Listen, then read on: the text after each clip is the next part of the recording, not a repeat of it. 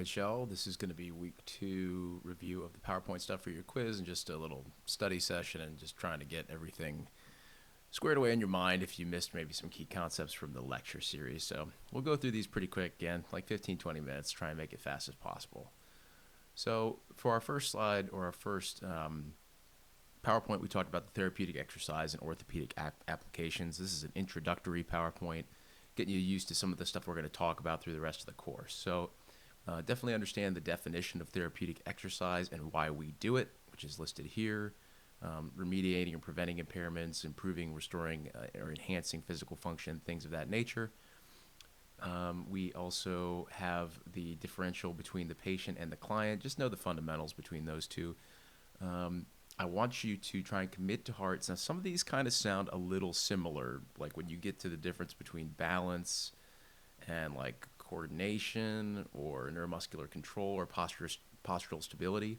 But it's important that you understand the definition for each of these components of physical function, right? So I want you to know that balance is the ability to align the body segments against gravity, to maintain or move the body or the center of mass within an available base of support. So you got keywords like center of mass, base of support. Commit these to memory because these are all components of our physical function that are going to tie in together to create, in aggregate, overall function, which will help, is basically the goal of our treatment care for our patients. So that's what we're looking to accomplish. It's all about function, right? I tell you guys that all the time. Balance, cardiopulmonary fitness or endurance, coordination, flexibility, mobility, muscle performance, neuromuscular control. I'm not going to read you the definitions. We'll just breeze through these. Postural control or postural stability / equilibrium and stability. So here's the Venn diagram I love so much. This is what you should think about when you're treating your patients. You guys should think of any way that you can to manipulate each one of these arrows in your quiver to design programs that eventually will lead you to some functional level of outcome or restoration of function. So we discussed this in lecture and in lab quite a bit. Obviously, safety is key, so these are the components of things that we need to consider in terms of development of a program or a rehab protocol. So please just know the exercise safety components.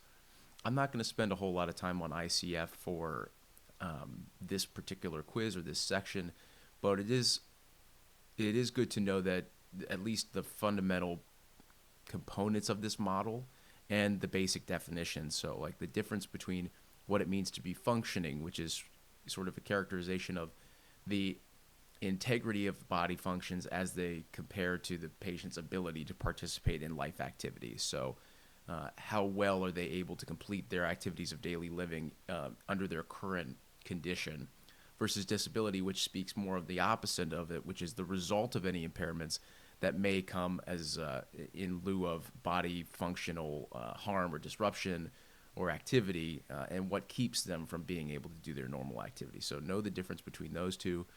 There's a nice little pretty picture if you need a little help in terms of how that process moves. Knowing the difference in essentially health conditions, not too much anything crazy here.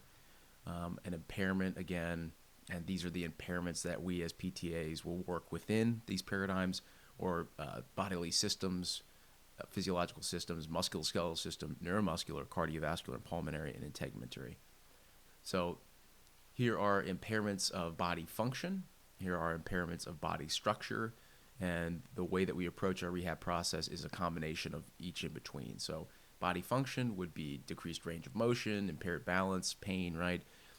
That has to do more with the function or available function of that person or the body's ability to be able to engage in certain tasks.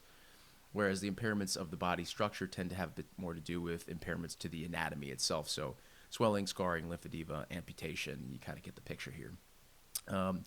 Knowing the primary and secondary elements of types of impairments, right? So primary comes directly from a pathology. Secondary is typically the result of a pre-existing impairment. Not super duper important for this particular quiz, but good to know in the whole because our treatment protocols are going to have a lot to do with treating people for their primary impairments as well as consideration to their secondary and sometimes tertiary and beyond. Okay, so there's your composite. That's the mixture. So we're treating the composite of the patient. And then functionally relevant impairments. So this is all ICF stuff. Knowing these basic definitions will be good. Knowing what basic ADLs are versus instrumental ADLs. Not huge for our quiz for this one, but will be big in terms of moving forward with the rehab design protocol. Here are the prevention sort of tiers for disability. Know these, the difference between trying to essentially prevent an injury versus early diagnosis of an injury to prevent further damage or deterioration. And then tertiary, which is basically an injury has already occurred and we're trying to rehab that person as a result. Here's the patient management model. So you should know this in terms of, we have our nice little chart here which sums it up. I probably know this really well. The big thing is every patient that you see is going to work along this model in the clinic. So the big thing you have to understand is we live here as PTAs. We are masters of intervention. PTs are going to be responsible for essentially these first 4 steps. So we don't really have anything to do with creating or culminating the examination, evaluation, diagnosis, prognosis, plan of care, but we interact and intertwine alongside our PT with these elements of the model and communicate with them, make sure that we understand the components of these and the certain tests that are associated with them so that we can be passed down initial interventions and be able to manipulate those interventions based off of what we're seeing with the patient. Then on regular intervals, move them back through either typically a few iterations of reexamination where they go back to the PT and the process starts again.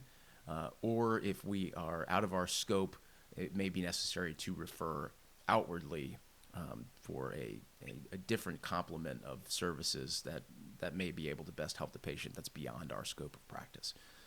All right, here's outcomes. Outcomes are all about results, so just understand that functional outcomes, we need them to be meaningful, practical, sustainable, objective and reproducible and measurable.